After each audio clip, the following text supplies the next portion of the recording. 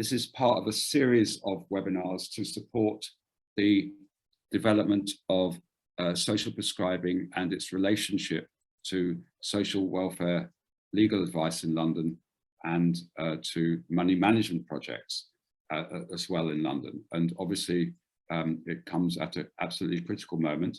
I'm going to be sharing this introduction with Matt Kramer from the GLA, and it's also thanks to the GLA and Healthy London Partnership that we have this webinar series and the training program that we have for social prescribing link workers in London. We ran just before the summer, we trained up 100 link workers in London around welfare benefits, understanding welfare benefits advice, understanding financial capability support, and how they might talk to their clients about money matters. A topic that doesn't always come easily, and we're a nation, I think, that is, I've spoken to other people who live in other countries, and apparently in other countries people are quite easy to talk about, you know, what's going on with their money or how much they earn and so on. In the UK, I think we're very reticent to talk about these things, and that's probably one of the challenges. So today's webinar is really around what's going on for people around their money, what's happening with debt issues or arrears issues, and so on, and how we can support the social prescribing community to be better at sort of detecting those needs in clients who may not naturally raise them, and what support is available there. Matt, I'm going to hand over to you now, and then we'll come on to our speakers. Super, thank you, Dan. Well, it's a real pleasure to be here, and thank you to Dan. He works incredibly hard and has been a real leader in this field for London. So thank you, Dan, as well as the colleagues at Healthy London Partnership too, Diana and Justina, play vital roles. But also thank you to all of you social prescribers as well. It's an incredibly important role, and it's highly valued by not just by the Mayor of London, Sadiq Khan, and his health advisor, Tom Coffey, who is also a GP and is very passionate about the role of social prescribers in supporting patients to actually get to the root cause of some of their issues and to help them have better, healthier lives, even if they do have long-term conditions that they're managing. It's such an important role. They really value your work because they know what, you know that your work to signpost folks to social welfare legal advice is incredibly important in helping people to have physically and mentally healthier lives and to mitigate the impact of what might be happening to them, and that their health is intrinsically linked to their economic condition, economic inequality, and to wider inequalities. And as we get further into this latest cost of living crisis, your work is even more essential. And webinars like this, you know, getting information like you'll get today is absolutely crucial, we think, to you helping your patients, your clients onto the right information, but also, you know, reassuring that there is help out there that they can get. As part of that, the Mayor's launched a cost of living hub to highlight the support there is available to Londoners. So I'll post that in the chat in a minute, and we'd absolutely urge you to check that out yourselves, but also to refer people onto that, ask them to look at it, because there's lots of useful support and advice there too. Anyway, I don't want to talk anymore because there's so many great presenters and so many great information that's going to come your way today. So just thank you for the work you do, and keep going at it. We're really proud of you. Thank you. Great, so thank you, Matt. And just before we start with the first presentation, Justina is going to post in the chat a poll. We'd love to hear you, if you can fill that poll out through today's session, and we'll, at the end of the speakers, we'll kind of reveal the results of the poll. But we really want to understand what's going on for you as social prescribing link workers in London in terms of how debt advice demand is reaching you, to what is that increasing, and are you facing challenges in terms of onward referral to advice provision in London as well, or do you feel that that provision is adequate to meet the level of demand that you're seeing? So if you could complete the poll some point through the presentations, at the end of the presentations, we'll share the results of that. And I think that's going to be really helpful to understand exactly what's happening in London. But now I'm going to hand over to Melissa Hatch, who is from Citizens Advice National Policy Team, who's going to give us an overview of what's going on in terms of financial issues across the nation and London, and give us a real overview of exactly what's happening, what the trends are. Thank you, Melissa, and thank you so much for coming on today. Yeah, no problem, Dan. And just to manage expectations, I'm not from the policy team. I wouldn't do our policy team justice, believe me. I'm one of the business development strategic leads for health at National Citizens Advice. Can everybody see my slide? Somebody give me the thumbs up or yes, yeah. Thank you. Yeah. Fabulous, no problem. So I'm going to spend about the next 10 minutes talking about who Citizens Advice are, just to give you a little bit of context, what we do, and give you a snapshot of our data, what it's telling us in the context of cost of living crisis, specifically focusing on debt and looking at the support that's available. So before I get into that, I just wanted to really quickly explain the role of Citizens Advice in health. And although we give advice on health and social care rights, for example, I'm talking about our advice in the context of the positive impact it has on people's health as a result of supporting people to overcome socioeconomic issues which contribute to wider determinants of poor health.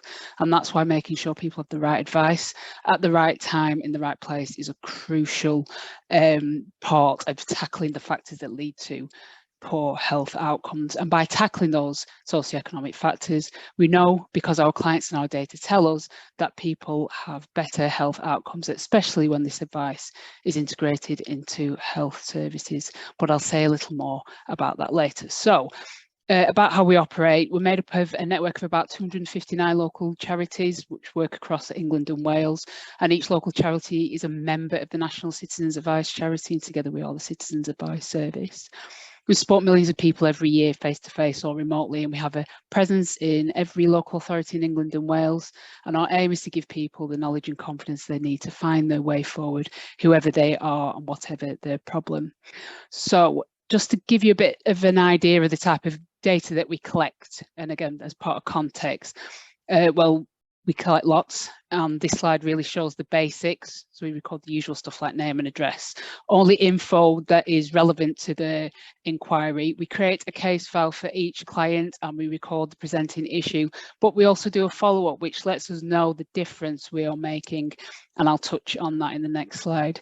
We then analyse this information to help us understand evolving client need.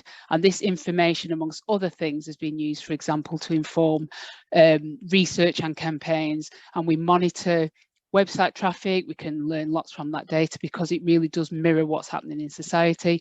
And something that makes us unique is that we believe in sharing our data to help make things better for our clients. So the majority of the information I'm showcasing you can see at the end of my slide deck as well.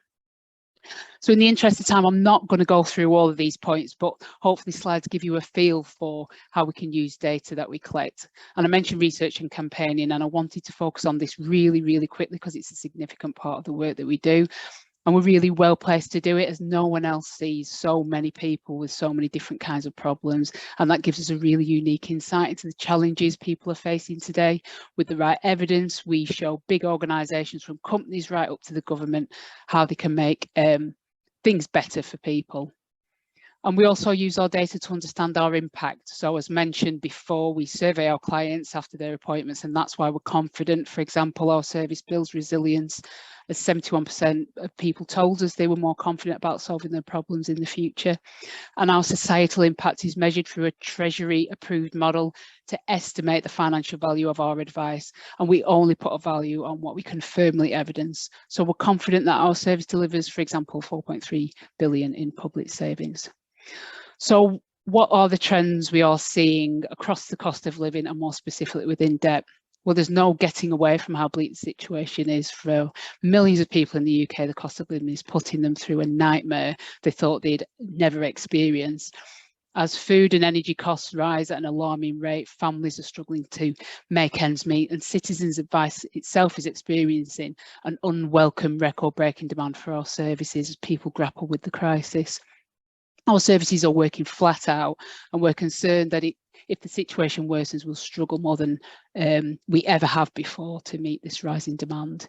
So I'll talk you through very quickly what's on these slides, and I've got a couple more slides with some graphs on, and I'll take you through those. So this first one is about the number of people we've helped with crisis support, and that's already exceeded the rates for 2020 and 2019. We've helped more people with this issue, that's crisis support, in August than any other year on record. And these figures really do represent the number of people Citizens Advice helps with either referrals to food banks or charitable support. And when I talk about charitable support, that's like emergency financial support. The other way we can look at people in crisis is through food bank referrals. And after the cost of living payment issue...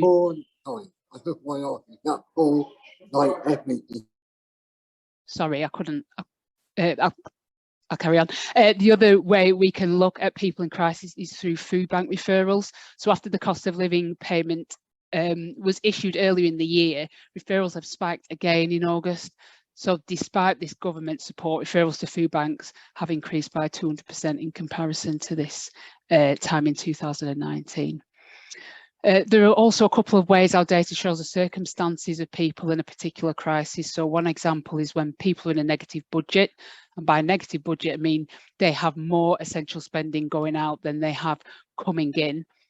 So this slide shows the number of people by housing tenure who are in a negative budget and need support with debt issues. We've never seen a higher proportion of people in a negative budget, and you can see that all groups have seen an increase, with around 49% of single people in a negative budget needing help with debt and around 46% of single parent families. We're particularly worried also about certain groups. This is either because they're not eligible for support, so people with no recourse to public funds, for example, which are attached to the visa, because their energy costs are higher, so for example, disabled people and people on prepayment meters, or as this group shows, because they are in a negative budget. So these are the top 5 cost of living issues clients come to us for support with when they're in a situation where they just cannot make ends meet. And if we compare April and June of 21, so that is the darker bar, and in the same period, April and June in 22, you can see council tax arrears are really high, then it's energy debts, utility debts, which are like water and sewage and stuff, then support with personal independence payments, then credit card debt. So this one is around when debts rise, we see an increasing number of people dealing with debt collection issues. We continue to advise high numbers of people monthly who have or having energy prepayment meters forcibly installed because they're unable to pay for their ongoing energy usage. And this is particularly concerning as we are also seeing more people who can't afford to top up their prepayment energy meters effectively disconnecting themselves. So this graph shows the number of people we are helping to deal with energy debt repayments. And again, we can see cost of living payment intervention is a bit of a sticking plaster, because you can see that the trend increases again after those payments have gone out. This chart shows a contrast in our debt advice data. So the first graph on the left-hand side, this shows the number of people who come to us for debt advice, which has more or less returned to pre-pandemic levels, and they're not yet exceeding, and that's mainly again due to the cost of living payment. But we can see that that is starting to go up. You can't quite see that on that, but more recent data that I've seen that trend is starting to increase again. And then on the right-hand side, this graph shows a much more worrying trend, and that's the rising energy debt. The value of energy debt is almost twice what it was in 2019. So last couple of slides, this chart shows the increasing number of people we're helping with energy debt advice. The number of people coming to us with an energy debt issue is increased significantly. And although we are seeing our numbers remain steady in summer, another worrying trend is that we would usually see a seasonal dip as financial pressures lessen due to the warmer weather around energy, but we are not seeing that this year. Last 2 slides really in this data set. This one is just showing the cost of living crisis, how it affects people in different demographic groups. This shows local population which face different challenges, so depending on where you are, and we've mapped the top debt issues faced by people by local authority and financial quarter, and I've focused in here on Greater London. And this was before the pandemic, so this is 2019, Q1 2020. And what you can see from here is that the most common form of debt is let's have a look, it's rent arrears, and then that's followed by council tax and credit, store cards and charge cards, that kind of debt. And then exactly the same map, but this is in 2022, 23, and you can see this has changed significantly, not just in Greater London, but across the country. So energy debt now is by far the more common as energy costs rise. So I'll just be really brief on this slide, really. You can find all this information on our website, but what support is available. So from the 1st of October 2022, hopefully you've heard a typical household won't pay more than £2,500 a year for gas and electricity for 2 years. Can be a little bit misleading because this is a cap on standing charges and unit rates. So if you use less, you'll pay less, but if you use more, you'll pay more. So there's no total cap on what you pay. The typical rate is just a figure for illustration. And then in May, the government announced additional support for people to cope with increased living costs. And you can see those there, that's the 650, 300 and 150 payments. And I'll very quickly just talk about what our call to action really is from a National Citizens Advice perspective. We really do think it is a positive thing that the government intervention has hit the brakes really before October. Terrifying, absolute terrifying price hikes before they become a reality. And it will come as a huge relief, I suppose, to some households, not all. But energy bills are still sky high, and a freeze may not be enough to reverse the devastating trend in people coming to us because they've run out of food or can't top up their gas and electric. So we're calling on the government really to stand ready to provide more support for people on the very sharp end of the crisis. Crucially, we also need the detail on how this will be paid for. We don't want to see cost added to customer bills down the line. And Ofgem must make energy companies play their part. No one should be chased for debt they can't pay or force people into a prepayment meter this winter. So hopefully that has given you just a bit of a snapshot. As I said, some of the data sets that I've talked about are in the link on this tableau. And that's it from me. I'll pass you back to Dan, I think. Thank you so much, Melissa. That was, well, a really comprehensive understanding of what's going on across the country in terms of the kind of inexorable rise of financial challenge and debt, and the interesting shift, I think, in what the issues are, moving substantially towards energy debt, replacing, in London's case, rent arrears as being the significant challenge. So by far from a pretty picture at all, but thank you. It's really helpful to get that, because I guess link workers don't necessarily see that sort of understanding of that national picture or that over picture just by what they're seeing coming through the door, as it were. We're going to move on now to Vicky Copeland, who's from the Money and Pension Service, who's going to talk about Money Helper. And Vicky, are you able to share your slides as well? Yeah, thank you, Dan. Yes, I'll have a go. Yeah, great. I think I've made you a co-host, so you should be able to do that. I think this is the one. Is that showing? Yes, it is indeed. Yeah, just needs to go on. Yeah, I'll just put it on presentation. Yeah, there we go. Lovely. Okay, thank you so much, Dan. Really interesting to hear from Melissa as well. And yeah, really sobering how things have changed, and not for the better. So thank you for having me along, Dan. My purpose here today is really just to highlight the support, guidance and information that can be obtained from Money Helper, which is our consumer-facing brand. I'm actually from the Money and Pension Service. I did put together a really brief agenda. This was just to remind me what to talk to you about. But just to start with, I'm going to give you a little bit of background as to who we are. And I think this is important, because if you're going to be signposting your customers to services or to information resources, you need to feel confident that that they're accurate, trustworthy, and I think most importantly in this current climate, free. So this is really just so that you understand who we are, and why you can feel confident about using us. So we're an arm's length government body. We're attached to the DWP, and although I work for an organisation called the Money and Pension Service, our consumer-facing advice service is Money Helper.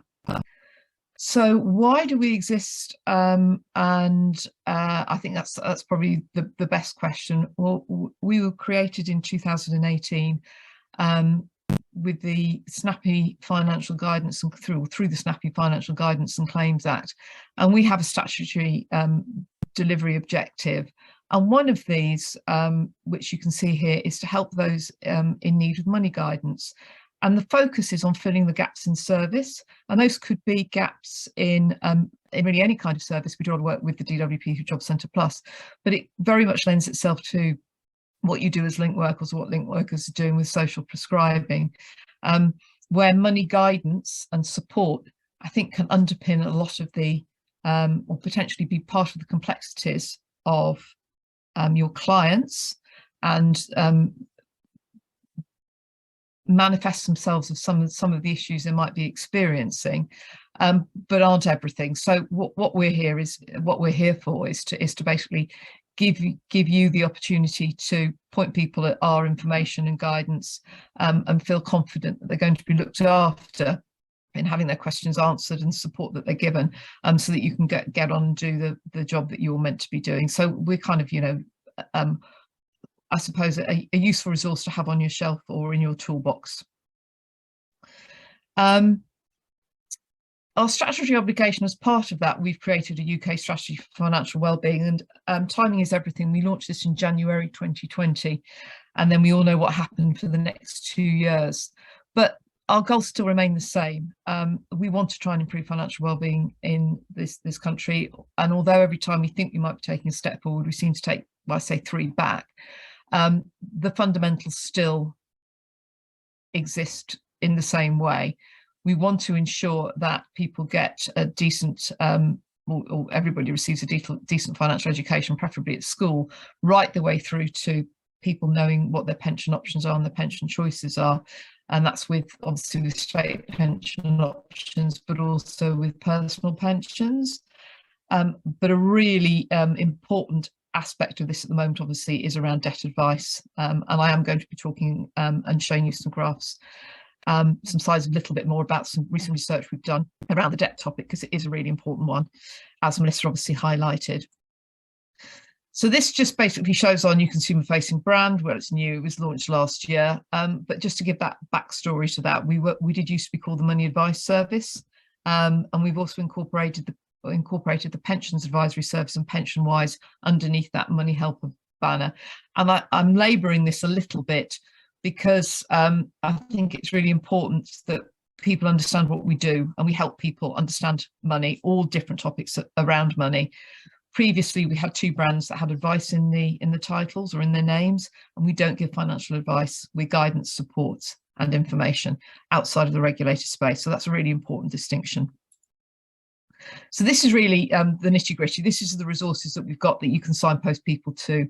We've used the rebrand as an opportunity to really streamline our digital resources. You can see there we've got a very clear menu of the kind of information that people can get from the website. Lots of information about literally any money topic that you can imagine, whether you're buying a home, whether you're worried about debt, whether you're thinking about moving out, if you're a student and you want to set up a budget to work out how much rent you can afford. If you want to start a savings plan, everybody's at a different money journey, and quite often we're at multiple ones. So we've got answers to lots of questions. Nice clear website, and you've got side menus and drop down menus, and a really good search facility as well. We've used this opportunity also to optimize for other devices. So basically to make ourselves more accessible for people who might be working or using us on a smartphone or a tablet. And I think that's really important.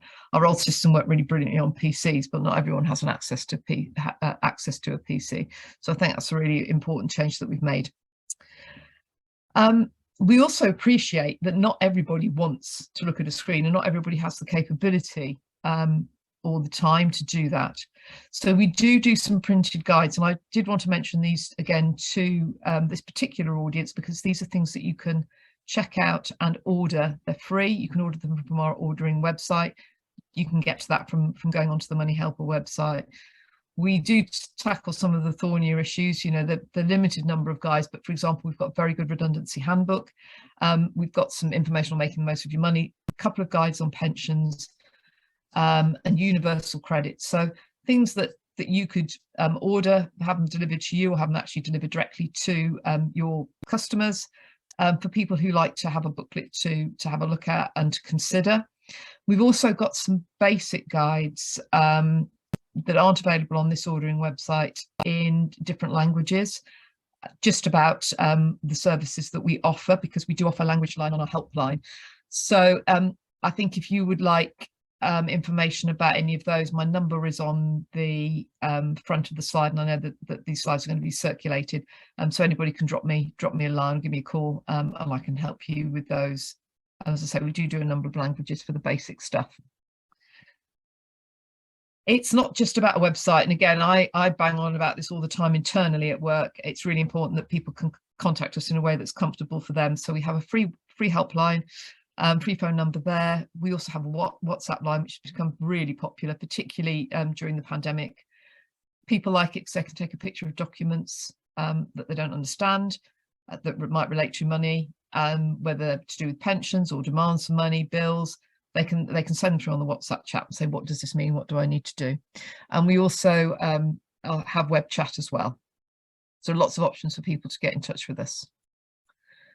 And obviously, I think Melissa really highlighted these particular kind of figures in her talk. So I'm going to just whiz on from this one, but people do need more help right now. And we've identified that obviously, particularly, there are groups of people who are going to be struggling over and above. People who are losing their jobs, obviously, and people who are living in reduced incomes or squeezed budgets, which actually pretty much sums up probably a huge swathe of the UK population at the moment. And the other area is the people who are self-employed. And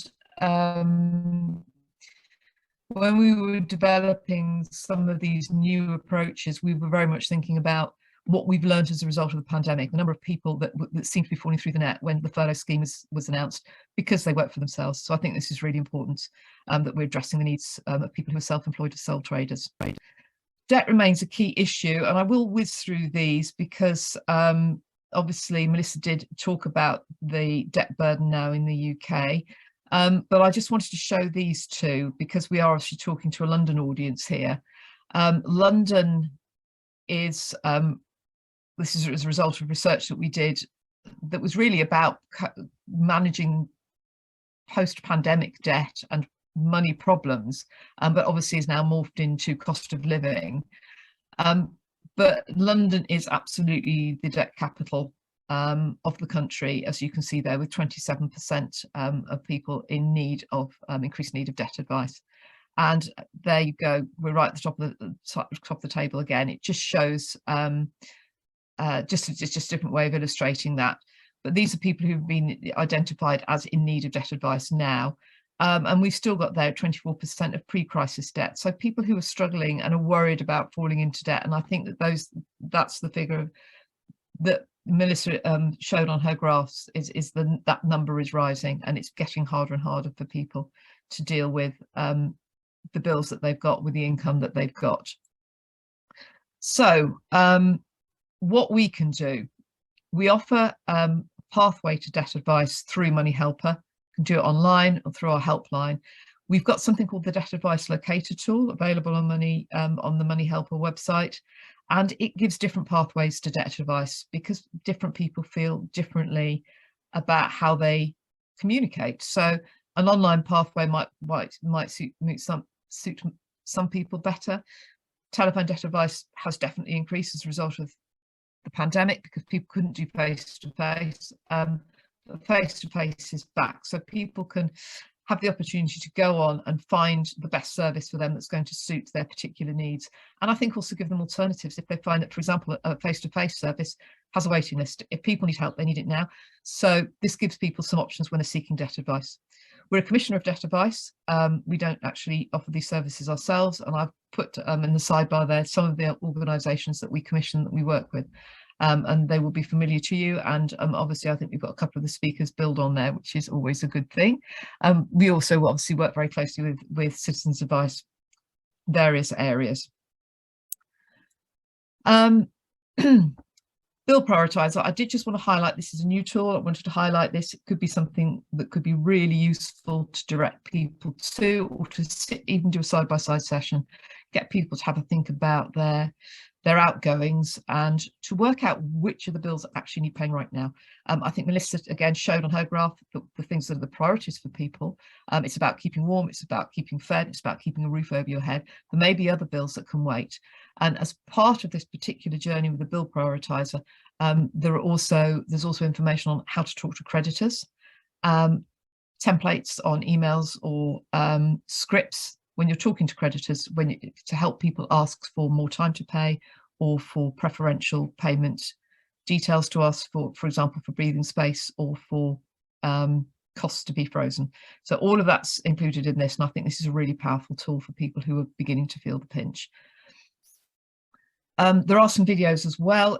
If lots of words are too much for people, you can direct people to these or even use them within your own resources. And again, they're a great way for people to engage. A couple of minutes, just give people the bare bones, give them a bit of confidence about thinking about what they do next. And we're really keen to help link workers and help them direct people to Money Helper if it's going to be the right pathway. So there's just a bit of information that you can check out afterwards on this particular slide. And we have a specific telephone number for link workers to refer their clients to. We're really keen, if possible, that you use this because we are part of the National Association of Social Prescribers. We're a national partner, and it really just helps us to monitor our efficacy and the kind of impact that we're having working with the Social Prescribing Network. Excuse me, getting a bit dry here. And that is it.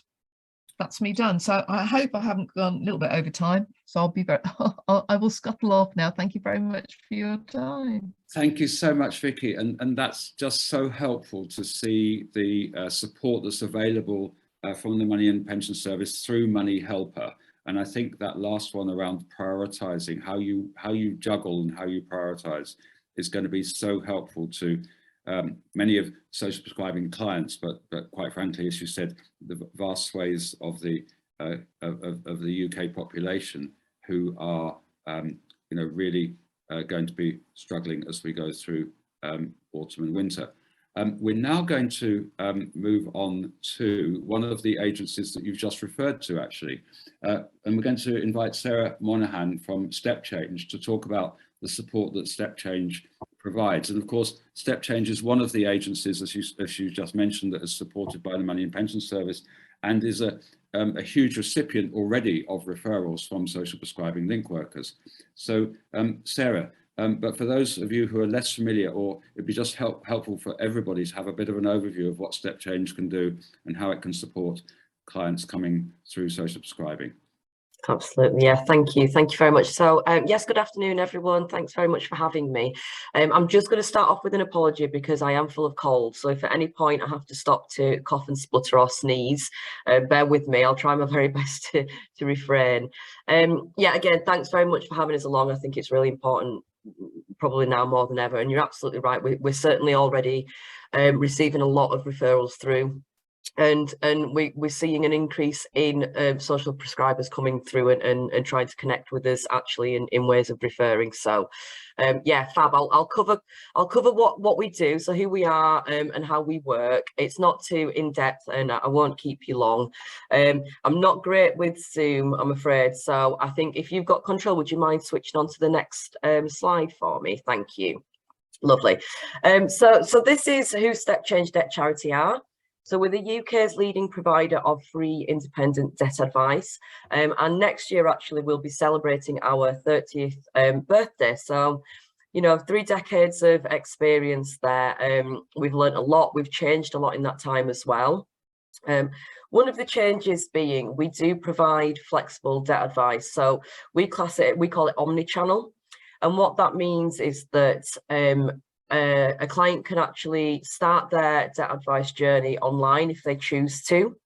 And in fact, we see probably around about 70% of the clients that do complete debt advice do it online these days. And certainly since the pandemic began, we've seen a really big shift towards that digital service. But they do also have the option to contact us by telephone. And the journey is mimicked. So whether they speak to a debt advisor over the telephone or whether they complete the debt advice journey online, it's the same, and they can actually switch between the two. So if they were to start online and decide, actually, I need to speak to somebody, they can pick up where they left off, and vice versa, either way around as well. So it's really trying to suit the client's needs there. So we have the broadest range of solutions. I haven't brought information about all of the solutions because I know we're pushed for time, but if anybody is interested in having a look at the solutions, they're very easy to find on our website. Actually, there is a section that covers the solutions that we can offer. We do also have an advocacy team. So this team, they're based in Cardiff, but they support all of our clients. And they were set up specifically to support those that we consider to be sort of acutely or particularly vulnerable. To a certain extent, I think we could probably consider anyone that comes through to us as vulnerable to a certain degree. But just to give you an example, the advocacy team are really well trained to support those, for example, with terminal illness or sort of severe mental health problems, that kind of thing. So we work really collaboratively with the likes of Mind, Macmillan, Samaritans, and what have you, and various others. So that team are sort of ring-fenced to deal with that cohort of clients, and those are the ones that we consider to be, I suppose, likely to struggle with the normal sort of debt advice journey and need that little bit more support and care. So at the moment, I believe we're working with over 1,300 partner organisations. That number's likely gone up since we put this slide together, actually, because each day we're seeing more and more organisations get in touch to try and set up a partnership of sorts. So, and that is absolutely what we're aiming for. You know, we're trying to get our name out there as much as possible to reach as many people as we can. Lovely. Next slide, please. So this shows what the reasons that were cited as by our clients for problem debt. Now, it was last year, so we've seen quite a big change in this already. But yeah, so once 2021 had finished and we sort of collected the data, the vast majority of the clients were stating lack of control over their finances as the push, the driver for the problem debt. That's sort of a little ambiguous, I suppose, because losing control over your finances can happen for many different reasons, some of which you'll see there: unemployment or redundancy, injury, health issues. And the interesting one, obviously last year, the cost of living increase was 6% of clients were citing that as the cause of their problem debt. We already know that so far this year it's already over 20%. So they, you know, ultimately we know that that's only likely to increase, and it's a clear indicator of just exactly how much people are being impacted. COVID-19, I don't have any figures on what this year is looking like right now, but you know, I expect that will potentially have reduced, but you never know. The knock-on effects are still definitely being felt. We do release a stats yearbook. It's usually springtime, so maybe March or April. If any of you are sort of numbers orientated, it's quite hefty, but it really sort of digs down into things like demographics, and shares a little bit more about our MI. So that gets released every year, and you can find it on our website. Lovely, thank you. Next slide, please. So these are sort of the most common signs that we come across with problem debt, or at least when we've got organisations passing people through. But it's not exhaustive, obviously, and some of them might seem a little obvious. Some of the time people don't, you know, necessarily talk to people about that. So missed or late payments, generally quite a good indicator, and not having enough money at the end of the month. So that one's quite common, and people tend to hide it quite well with things like overdrafts, payday loans and what have you, but that's usually a clear indicator that there's an issue there. What we tend to find, or at least some of the studies we've done, is that the majority of clients wait about 12 months before they actually reach out to us for help. And obviously, if you're already portraying some of these issues here, within a 12-month period, the impact that's going to have on your financial stability is likely to be really quite severe. So we're really trying to sort of get out there as an early intervention tool, if you like. But yeah, so they're just some of the, I suppose, the more obvious things that might get mentioned, might come up in conversations, and we would consider to be quite common signs of when someone's struggling with problem debt. But, you know, alongside that, things like borrowing money from family and friends to pay bills, using credit to pay off their everyday expenses. That's becoming probably more common than anyone would like. So using your credit card to pay things like your rent and what have you. Lovely, thank you. Next slide. So this, I believe, is the last slide, and this is really just to give you an indication of how we work. So once somebody has come through to Step Change Debt Charity, this is the process that they will go through with us. So the first step, and like I said, this is mimicked online, so it's regardless of whether they come through on the telephone or through our debt advice journey online, is we'll work with the client to create an I&E statement for them. It's really very thorough. We try to get as much detail as possible, so that we can ensure that we're offering the most appropriate solution for the client. So the I&E is the very first step. You know, it involves them gathering quite a lot of information. So if you were to consider referring someone through to Step Change Debt Charity, what I would do is just maybe consider advising them to try and gather as much of their income and expenditure as possible. And then what will happen once we've got that is we'll be able to tell, based on their circumstances, what we believe to be the most appropriate solution for the client. It might be actually that there's more than one that they're eligible for, and if that's the case, we'll certainly advise them of that. And then the client's going to receive a personalised action plan from the charity. So this will tell them about the solution, and it will advise them on what they need to do next, the kind of information that we'll need, and what have you. And if one of the solutions that they want to go for is a managed solution, so as an example of a managed solution is a debt management plan. That's where a client has some surplus at the end of the month, but it doesn't quite cover their agreed contractual obligations. And what we do is we disperse on their behalf to the creditors and ask them to consider reduced payments until they're financially stable. And if that's the case, then we'll get them set up on the managed solution, tell them what we need from them to get them set up, and the last step being that we will continue to provide advice and aftercare until they're financially recovered. So as an example there with the DMP, once that plan's set up, we will continue to support them with it right through to the end, and they've got sort of ongoing support that we can provide them. And we do sort of, well, I think it's annual reviews that we do to make sure that the solutions remain appropriate for them, just in case there's changes of circumstances or other impacts in their life that mean that solution's no longer viable. Lovely. So I think that's the next slide, I believe, is the last one. Could be wrong. Yes, it is. I saw a couple of questions pop up as we were going along. So I think the very last one was, how do we refer to step change? So there's quite a few different ways that you can do this, actually. So you're absolutely more than welcome to just give somebody our telephone number, which I'll pop in the chat, or you can direct them to the website. But we can offer things like leaflets and posters as well, if you want to have physical materials that you can potentially hand out.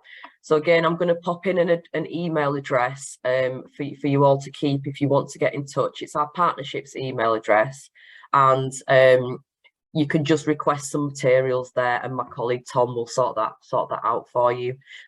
You're absolutely able to directly refer to us. Yes, you don't necessarily need to go through another organisation or another platform. That's not a problem. And yes, we do speak to creditors. We actually, you know, we do a lot of work with the creditors actually to try and put safeguarding in place for clients. But if someone's on a solution, then we will go out on that client's behalf and we'll contact that particular or all their creditors and explain that the client's in financial difficulties, and will they consider, you know, whatever the solution is that we've provided them with. I'm just trying to see very quickly, what is the step change catchment area in London?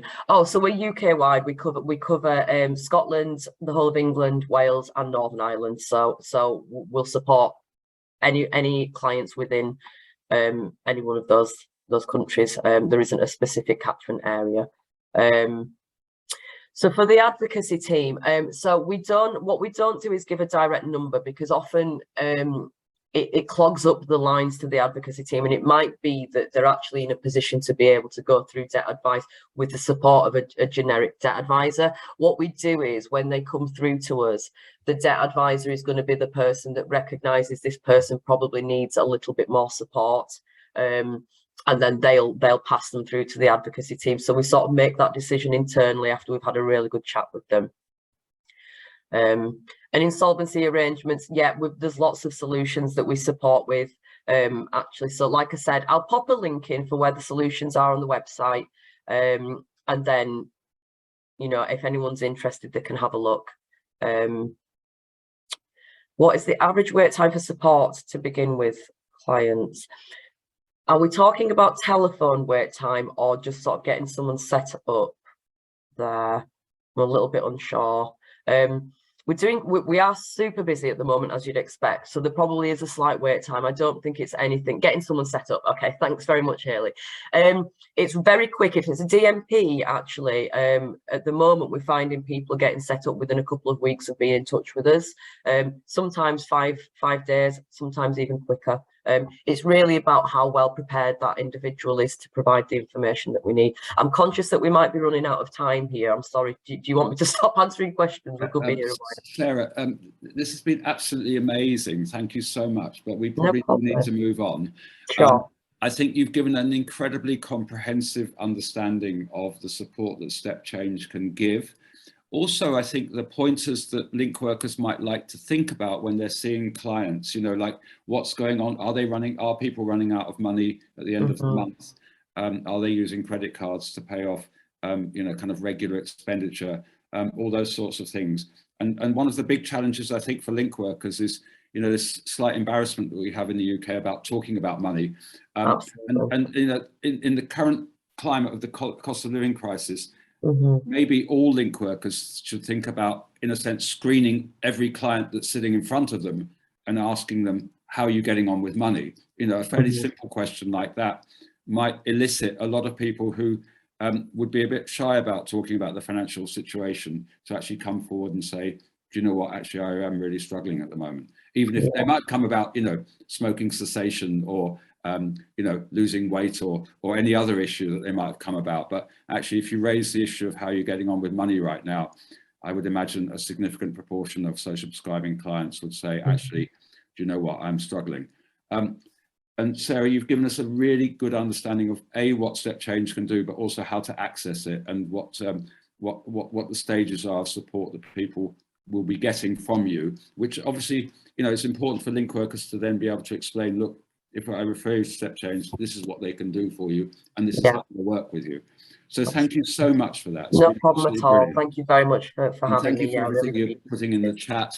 Also, thank you to Melissa as well for what you put in the chat about the money people will be getting around energy costs in the next few months, and that's also really helpful as well. We're going to move on now to actually talk about a project in London, a really, no, sorry, I beg your pardon. We're going to talk to Lizzie from the GLA. Lizzie, I've got your slides ready, so we're over to you now. Thank you so much, Dan, and thanks everybody for having me today. So my name's Lizzie Marnie. I work for the Greater London Authority, which is the regional government body under the Mayor of London. I have the same disclaimer as Sarah that I also have a cold, so hopefully I'll be able to get through this without coughing and spluttering, but we will see. I'm here to talk about the help and advice available at a London level on the whole. So that's from sources like the Mayor of London, but also external charities and organisations, local authorities that can help on a local basis. So if we can go to the next slide, please, Dan. I thought I'd start by setting out some of the context in London. So we know that the current picture of financial hardship in London is a really concerning one. It has been for some time and it has escalated over the past year. Our latest figures from some regular polling that we do with YouGov show us that 50% of Londoners from August 2022 reported that they were either just about managing or financially struggling. And while it's welcome that the government have finally taken action to freeze energy bills, so you're less likely to pay more than £2,500 over the year, depending on your energy use, this series of stats, I think, shows you that with the effects of energy bills even being at the rate they are now, it's already causing real strain for people's incomes and real hardship. And energy bills, as others have said, aren't the only cost that's increasing. And with the price of food and school uniforms and other essentials also rising, this is causing real difficulty. This obviously means that more Londoners are amassing debt. So from the same polling, we learned that 7% of Londoners are borrowing money from friends and family, and 11% have started to use more credit or go into debt.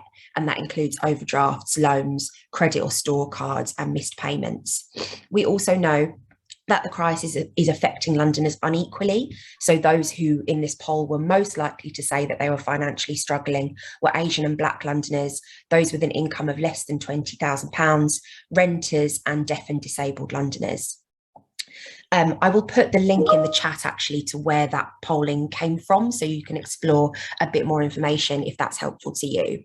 But if we can go on to the next slide, thank you. For the rest of the presentation, I'm going to keep it quite practical and talk to you about some of the sources of support available in London, as well as the ones we've already heard about that you can refer to. So I think it would be remiss of me to start without mentioning Debt Free London, which provides free independent advice for Londoners. And it's a partnership of, I think, about 25 charities led by Toynbee Hall and funded by the Money and Pension Service. And it constitutes a single front door for debt advice in London. So you can see on the screen there, that's their website, it's debtfree.london, and their phone line is on the screen as well. They're open weekdays from 10 a.m. to 5 p.m. And essentially, they are able to refer somebody to a debt solution if appropriate and talk them through ways to manage their money and their debt. They can talk to people at any stage of the journey if they're worried about debt, if they're already in quite a dire situation. And all of their advisors are trained to care for somebody's well-being and be on their side and be a supportive ear to support people going through emotionally difficult situations. Their website is a really great source of information. So it has some short videos to explain the complex world of debt and debt solutions, but also it has links to be able to speak to an advisor. And as I say, it's available as a telephone line, 10 till 5 p.m, but also you can contact advisors via WhatsApp, via video chat, or also in person. And you can see the links on their website to centres where you can go. They also do a lot of outreach. So they'll be popping up in community centres and various locations in London, which you can find out more about on the website.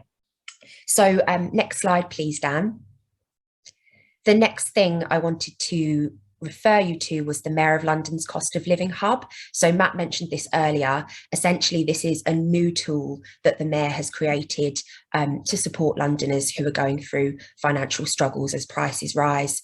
And it's intended to be a kind of one-stop shop for sources of support that you can get in London. So the hub has information about help with your income, so increasing your income through claiming all of the benefits that you're entitled to, information about discounts you can get with certain bills, especially if you're already claiming benefits, then you may be eligible for other passported benefits, discounts, cheaper tariffs, and so on. There's information, of course, about help with debt, and that's signpost to debt advisors, as well as information about support you can get with priority debts and so on. And there's information for particular groups of Londoners who we know are most likely to struggle at the moment, including migrant Londoners. So information, if you have no recourse to public funds, what support can you get in London, and particular information for deaf and disabled Londoners who we know have increased energy costs. So next week, the information will also include a benefit calculator. We're putting that live next week. So that will mean while you're on the hub, you can go and directly check what entitlements to benefits you have. And we'll also be providing the information translated into 10 languages, which have been chosen because of their relevance to London. So there's more coming from next week.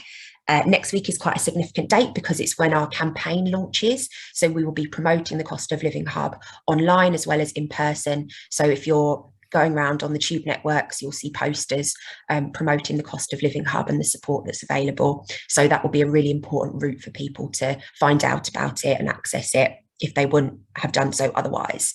I think it's important to note that this is obviously an online tool, but it's part of a wider package of support that we're funding, which also supports people who are less likely to access information online or prefer to speak to somebody. So we're funding London Citizens Advice and London Legal Support Trust £2.3 million this year, which is intended to increase their capacity and strengthen referral networks with community organisations. So very much seeing this as this is a place where people can go if they are able to self-serve, but if it's a more complex situation or they have more complex needs, then we're directing people to in-person support as well. We're also going to be disseminating leaflets this year. So these leaflets will contain some of the key messages on the Cost of Living Hub about checking what support you can get, and also will signpost to various telephone helplines. For example, the Citizens Advice Helpline, the Debt Free London Helpline, and specialist services like Age UK, Contact, Scope, which will support people who prefer to access support over the telephone.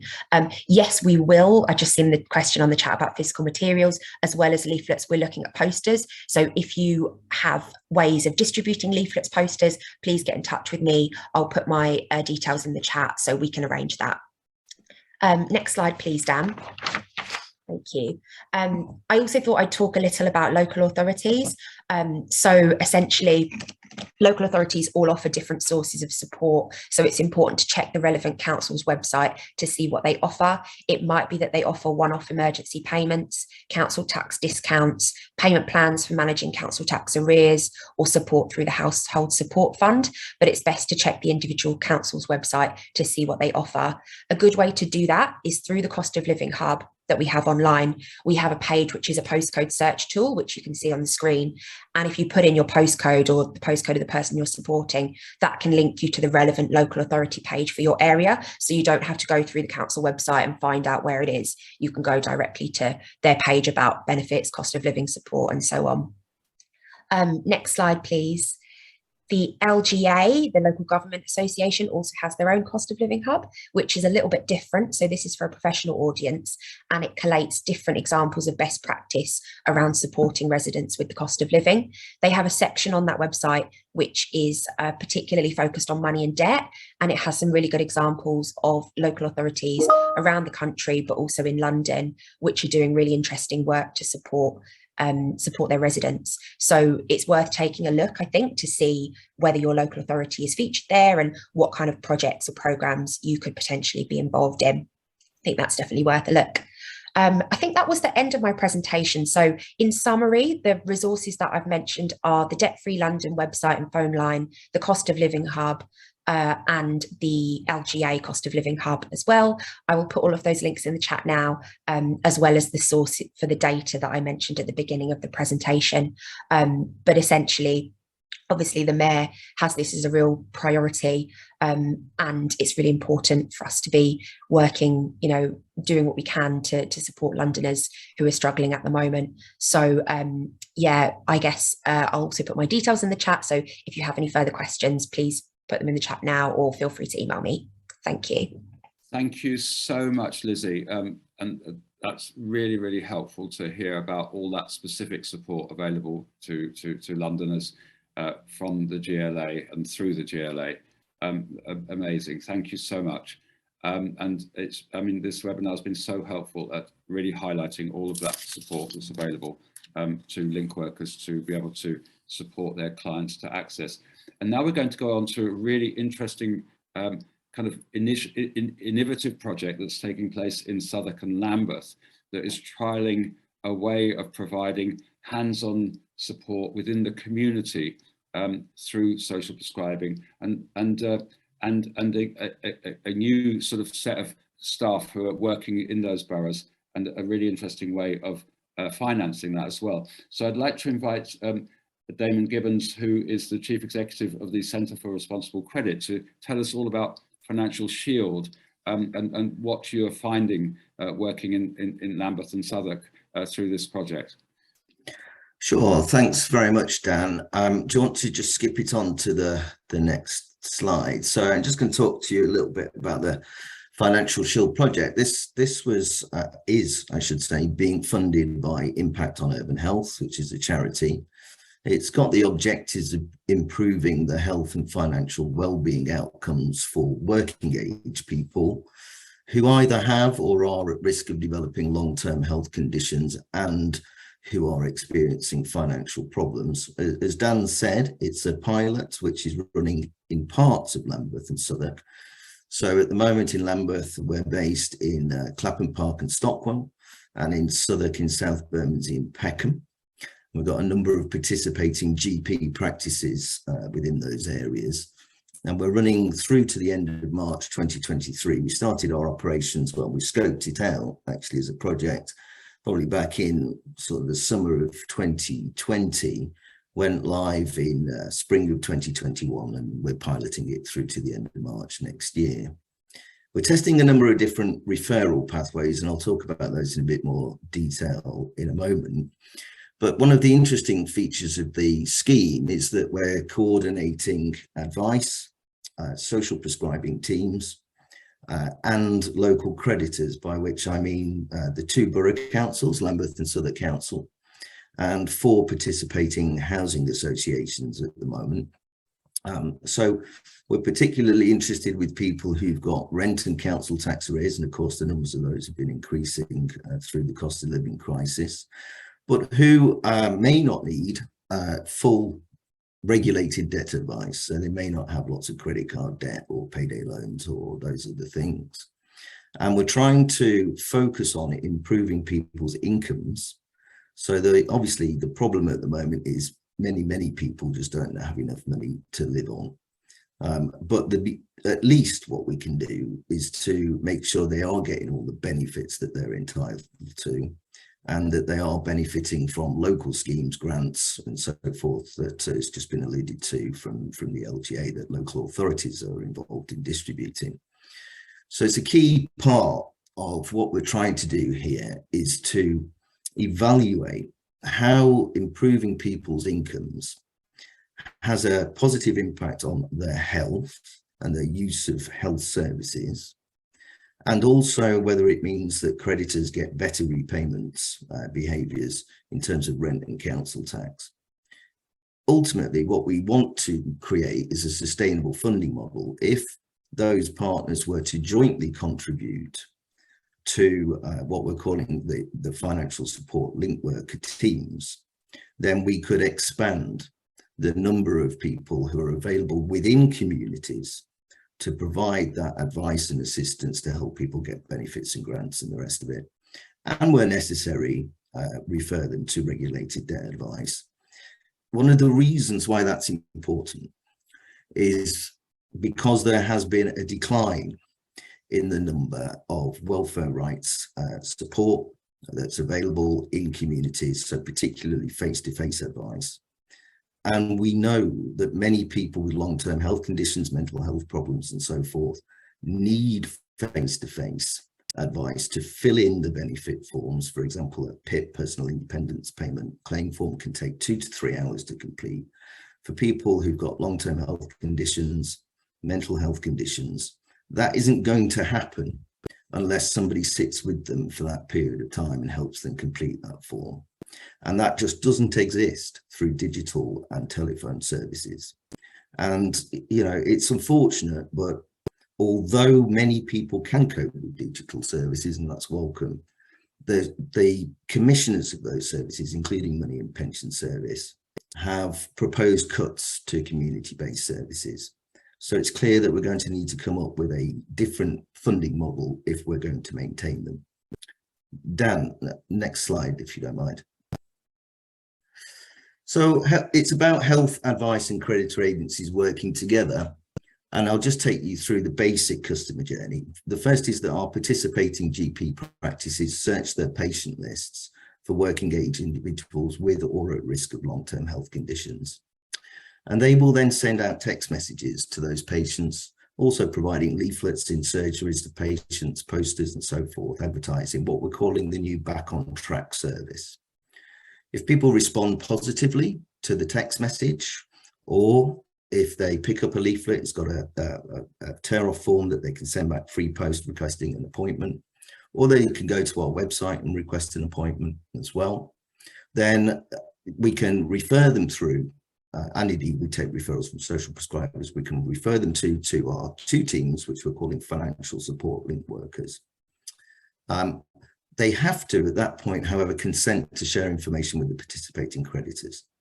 So what we're trying to create here is that people who need support are immediately checked to see if they've got any rent or council tax arrears with the participating creditors. And if that's the case, they have a commitment that they will put any enforcement activity on hold for up to 60 days, whilst the resident is onboarded and attempts made to maximise their income. So the service will provide basic debt advice. If there are debts, it may refer on to a regulated debt advisor, but it will take the benefit side of things and maximise their income, and then liaise back with the health agencies, including social prescribers and the creditors, about the outcomes of that. Next slide. Yeah, so obviously Financial Shield is the name of the project from a funding point of view, and that's what we called it when we first put it together. But in terms of customer facing marketing, it's called Back on Track. And you can see that we advertise it as a 4-step program. Firstly, giving people time and space to sort out their financial problems, giving them the advice to maximize their incomes, working back with the social prescriber to then see what support they can give for better health, and then hopefully seeing some improvements in the health outcomes from all of that work, which we can monitor, track, and then help build the case for a sustainable funding model moving forwards. Okay, Dan? So yeah, just in terms of the coordinating of the arrears recovery side of things, there is of course a national breathing space. If people go to a debt advice agency who's regulated and they're in multiple debt, the debt advisor can put them into what's called a breathing space, which will give them up to 60 days. But what we're talking about here is something in advance of that. So the Joint Creditor Forum, as I said, brings together our participating creditors. They will guarantee that even prior to a referral to debt advice, when somebody comes into this project, they'll get up to 60 days of a hold on enforcement. If they subsequently need to go to the national breathing space, then they'll get the extra days that are available through that national scheme. But many people don't need to do that. So it's just a case really of seeing, have they got any rent arrears, council tax arrears, and what can be done around those priorities that need to be paid. And where a resident owes money, for example, to a housing association in respect of their rent, or the council in respect of council tax, there's an agreement within the project that those 2 creditors will work together and coordinate their arrears recovery. So in other words, if there is a small amount of surplus income available for the repayment of those debts, they will not compete with each other to try to get the most money out of the same resident, which of course is something which goes on quite a lot, people being threatened with arrears recovery by their landlord and at the same time being pressed for council tax repayment. and all those sorts of things. So that includes working together to monitor any repayment arrangements. And most recently, we're pleased to say that some of the creditors that we're working with on the Joint Creditor Forum are also looking at ways of writing off historic rent and council tax arrears, because it's pretty clear, unfortunately, with the cost of living crisis as it is, that many people are simply not in a position, even after their incomes have been maximised, they've got all the benefits they're entitled to make an offer of repayment that will clear that debt within any reasonable period of time. Okay, Dan? So progress to date, well, yeah, we've received about 1,200 referrals, 750 of those have been successfully onboarded into the project. We've got around 600 cases that have been closed. We know that the project is reaching people who were not previously receiving support with their finances, and many of those are in poor mental health. We have a very high percentage of people in the project from Black, specifically African and Caribbean backgrounds. They tell us that they were not aware of benefits that they could have been claiming. They didn't know where to go to support, and getting a text message from their GP practice has really helped in terms of guiding them into the service.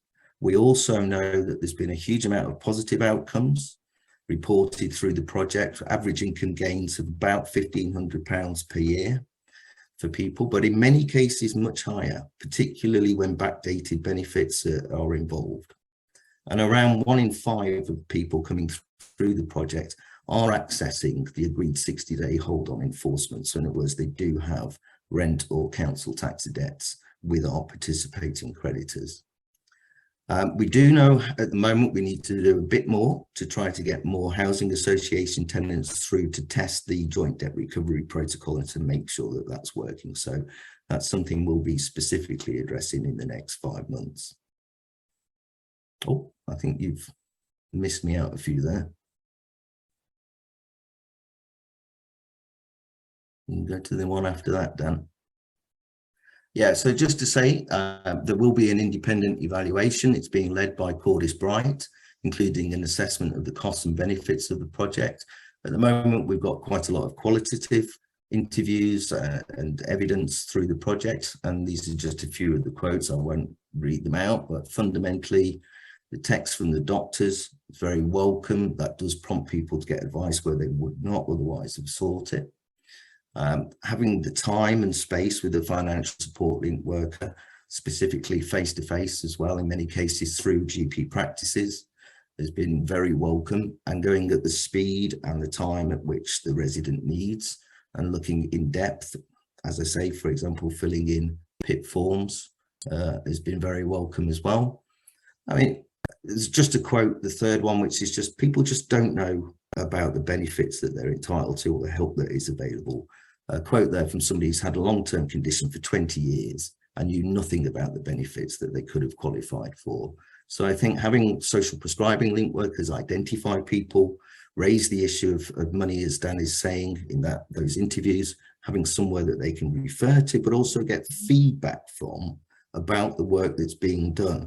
I think the difficulty with some of the services, well, there's twofold difficulty. Firstly, that link workers are expected to refer on to these services, and they have very long waiting times, which is why we need a better funding model and greater capacity within communities for them.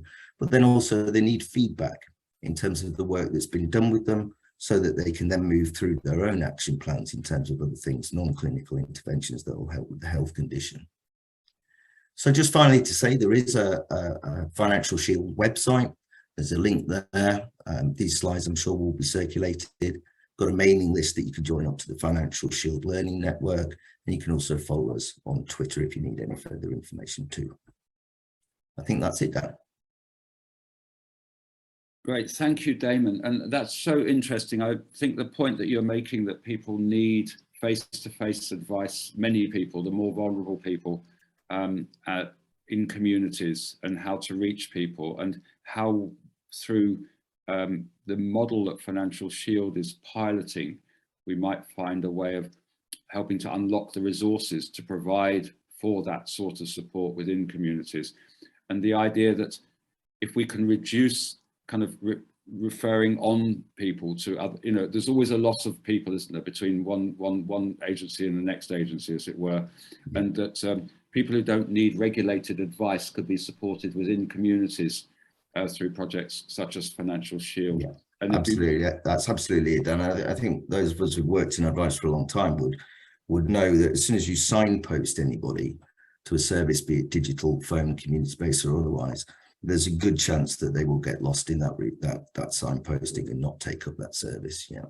So I guess we all await the kind of the next steps of your work and the evaluation of it, and to think how it can move from pilot to scale, as it were, will be really, really interesting and important for everybody, and in particular the social prescribing movement, as it were.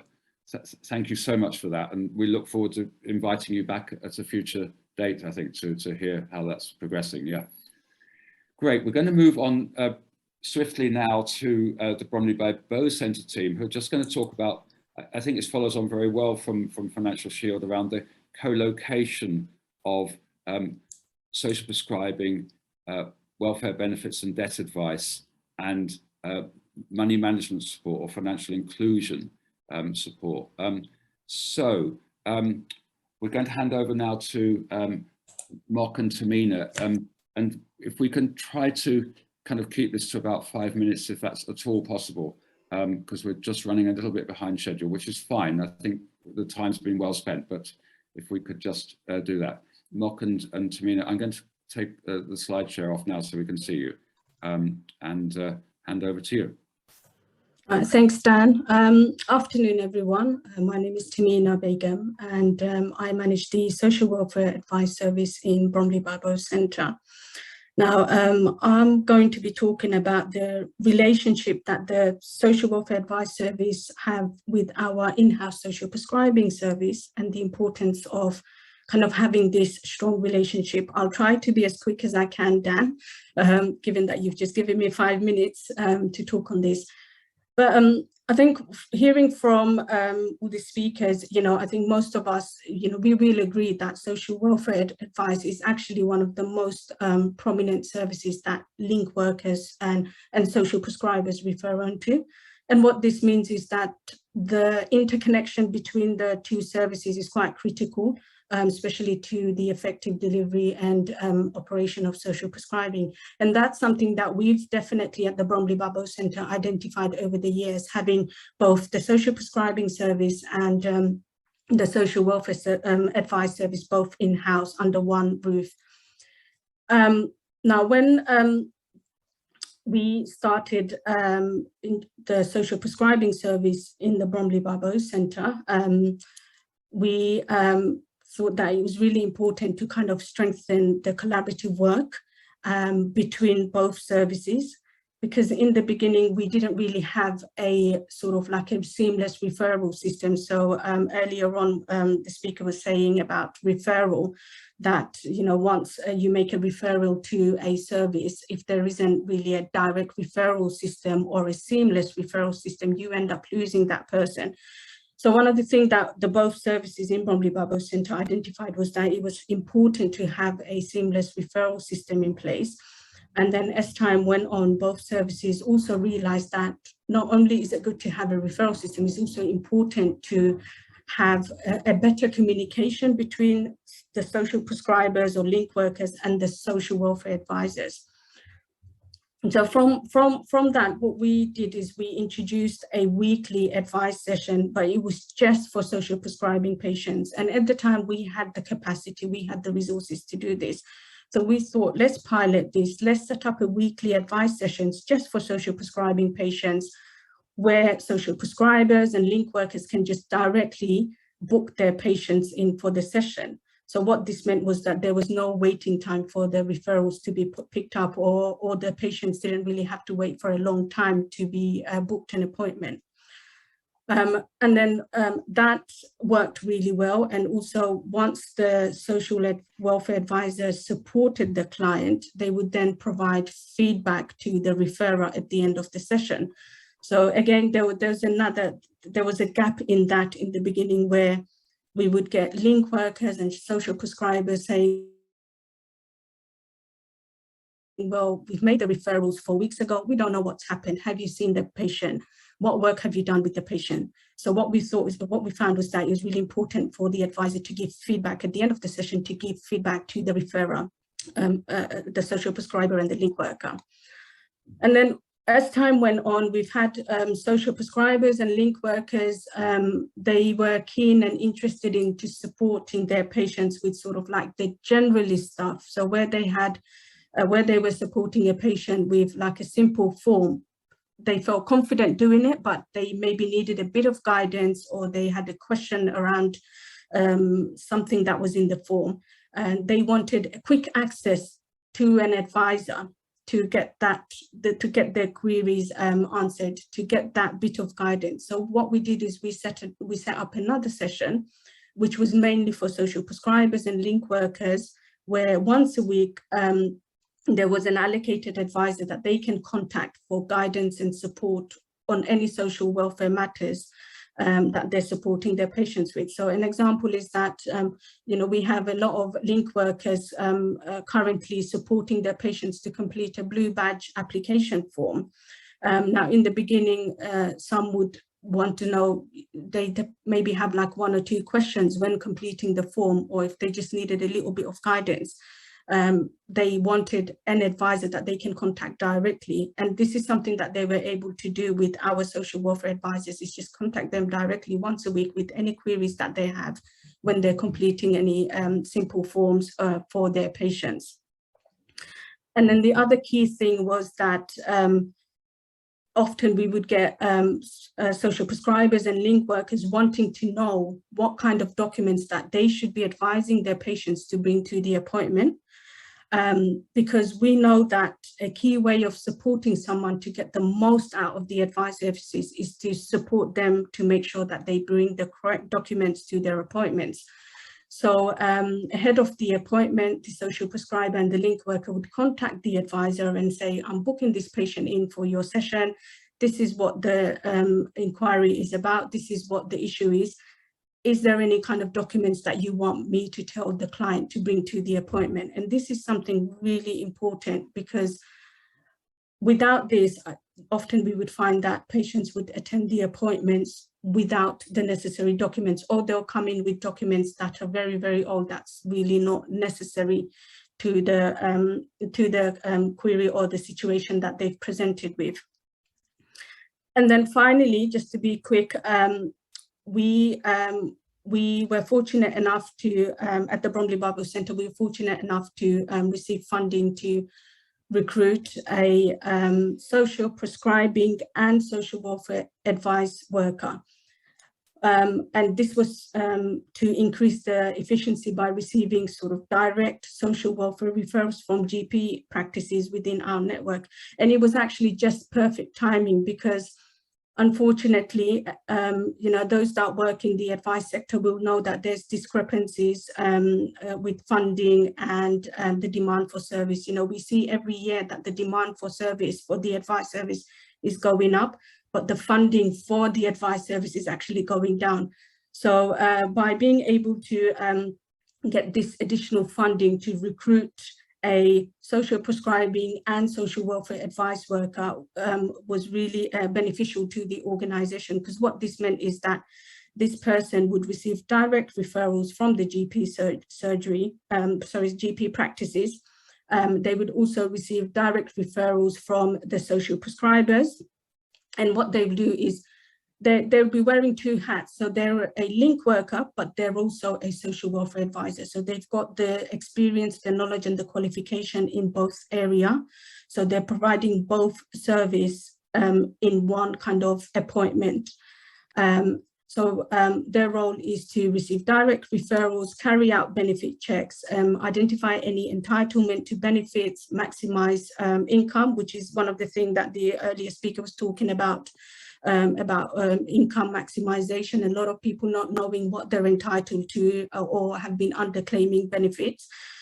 The role also, the person that's in the role also identify if the patient or the client has any kind of debts, and what they'll do is they'll support them with understanding and dealing with the debts. The type of support that they often provide is mainly liaising with creditors, whether that be the bank, the landlord, utility company, or council tax department, and arrange an affordable payment plan. What we often find is that some people are in debt because of poor money management. So they're receiving the correct entitlements. They don't have like, the reason why they're in actual debt is because they've got poor money management, there's unnecessary expenditure and so on. And in these cases, what we do is we then refer them onto our money management service, which I'm going to hand over to my colleague Mock to talk a bit more about. I'm going to interrupt you. I think it's sort of time out, isn't it? Yeah, I'm so sorry, but that's been fantastic, Tamina, and Mock, lovely to see you. But if and I beg your permission if we can just skip you over. It's just we're about to run out of time. Dan, can I just say, I'm going to put a link to the Bromley by Bow Centre's financial inclusion, digital inclusion resources for clients. So people, please do tap on those links, click on those links, and they're downloadable for your clients, and very, very easy to understand, very easy to read, and very funnily done, if that makes sense. Have a look. I know you've developed them all with our community, haven't you, Mock? Yes, yeah. So we've got an amazing set of resources. Download them and use them with your clients, please. Thank you so much, Mock, and thank you so much, Tamina. Because we want to share now, I'm going to come to you, Justina, to share the results of the poll before we conclude. So this is the poll that you've been filling in. And Justina, can you put that on screen? Justina? Sorry, Dan, I just yeah, started to share. You can see them, can you? I can't, I'm afraid. You can open this using the function more and then polls. Okay, sorry, I beg your pardon. Can you see it? I've got more, but polls doesn't come up for me, I'm afraid. Okay, you can see the picture that I've sent via WhatsApp now. Okay, thank you. Just bear with me, everybody. I think everybody else can see it except me, but that's fine. So the polls, so the first question that we asked, actually, Justina, can you just read these out? That'd be great. Sorry. Yes, sure. How confident are you speaking with your clients about debt and money related issues? So majority of you are quite neutral about this, 31%, neither confident or not confident. There were 6% of people who were very confident. We would be really keen to see how that changed, whether that changed after our webinar today. The second question was how often do you speak with your clients about debt and budgeting challenges? So more than half of you often speak about these challenges with your clients, and only 2% never do this. Do you observe change in the number of clients who need support with debt and budgeting challenges? So what we see here is that there is an increase. 48% of people in this webinar claim that there is an increase, and 28% that it's significant increase in the number of clients that needs this support. And the last question was, how would you rate the capacity of services providing debt and money advice to clients you refer or side post to them? So here we have 37% of people saying that there are long waiting lists, 22% that the capacity is limited, or 17% that there is lack of services that provide this advice. So we see that this is the trend here, that the capacity is not great, I would say. Great, thank you, Justina. So that obviously highlights some of the challenges in London for advice, and the fact that there is, 17% are saying that that's a challenge for them. We're really running out of time now, and it's been a fantastically full session. And thank you for those poll results there just now, Justina. I'm just going to take the last minute really to highlight the next webinar, which is coming up in 3 weeks' time, which is on housing. So there's the link, but we will send you the slides and the link so you can all log on. We've had about 130 people on this webinar through today. I'd like to thank everybody for coming. Thank you, Justina, for being the support behind all of this webinar and setting it up. Thank you to Matt and the team at the GLA and the Mayor of London and Healthy London Partnership for their support with this whole year-long programme of supporting social prescribing and social welfare advice and money management to work more closely together in London.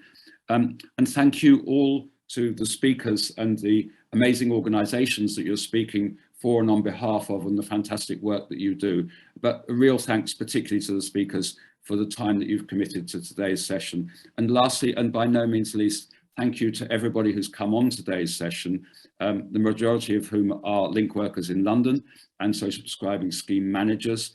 You're obviously doing an incredibly important work in London, and I hope that this webinar has been helpful for you, hearing about all the practical support that is out there in London and ways of working between social prescribing and social welfare advice and financial capability projects in London.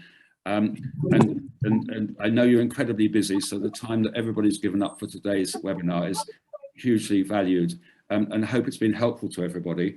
We look forward to seeing you all again in 3 weeks' time, where we will be talking about housing, another intractable issue, I think, in London, and we'll be hopefully giving you avenues of support for social prescribing clients in London around housing issues, and how we can help clients, obviously not just finding housing solutions, but manage the housing situations that they are in as well. So do sign up for the next webinar. We will be sending out the slides with the link for the next webinar, and we look forward to seeing you all in 3 weeks' time with another set of amazing organisations and support that's available in London for people with housing issues, which will be hopefully helpful as well in terms of how we bring social prescribing and the support that's available for clients closer together. So thank you everybody for an amazing webinar just now, and as I say, we look forward to seeing everybody in a few weeks' time. Thank you.